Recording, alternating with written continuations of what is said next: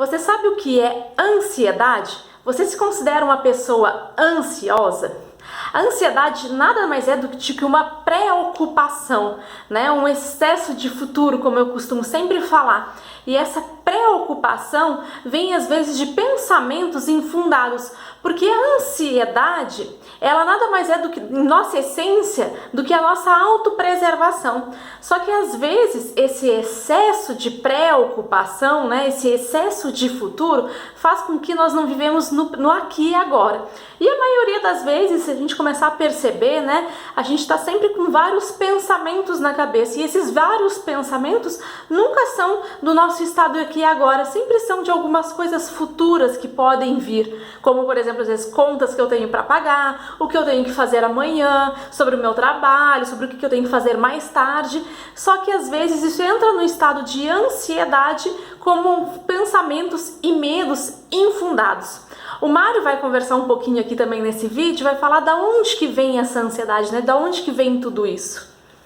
Em algum momento da história, aqueles que sobreviveram para contar a história, para evoluir, foram aqueles que foram ansiosos, aqueles que tiveram medo dos predadores, o medo dos perigos e conseguiram se livrar deles. Então a gente herdou desses antepassados essa questão mesmo genética assim, da ansiedade.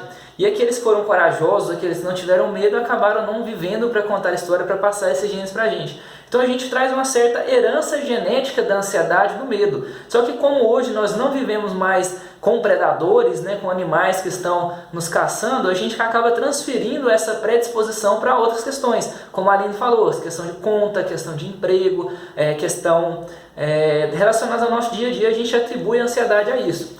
Porém, existe uma correlação entre o medo e a ansiedade. Não é possível você ter ansiedade sem ter medo.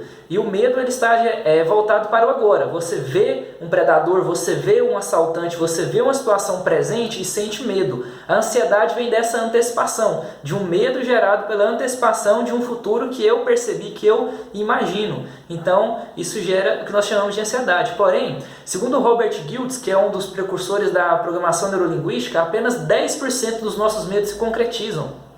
Interessante, né? 10% se torna real, 90% é coisa da nossa cabeça. E o medo também não é uma substância, ele é um produto da mente. Você não vai encontrar o medo, você não vai enxergar o medo em algum lugar. Ele é uma criação da mente, dessa questão genética, dessa hereditariedade, que nós transferimos para o nosso dia a dia. Então o que é interessante é você perceber que o medo ele é a não aceitação de algo. Então, se nós aceitamos a incerteza, se nós aceitamos o desafio, ele tende a desaparecer um pouco, nós começamos a nos conectar um pouco mais no presente, e que é um dos fundamentos do exercício que a gente vai trabalhar hoje, que é muito prático. Se você começar a utilizar no seu dia a dia, você vai perceber que os resultados são excelentes. Não é isso, Aline? Exatamente. Ele é um exercício muito prático, um exercício extremamente simples. Então a dica aqui é, se você tem uma preocupação na sua cabeça, você está com algum problema e está com muita dificuldade de resolvê-lo, a gente sempre sugere que você escreva. Então você vai pegar um papel, uma folha A4, tá? E uma caneta branca.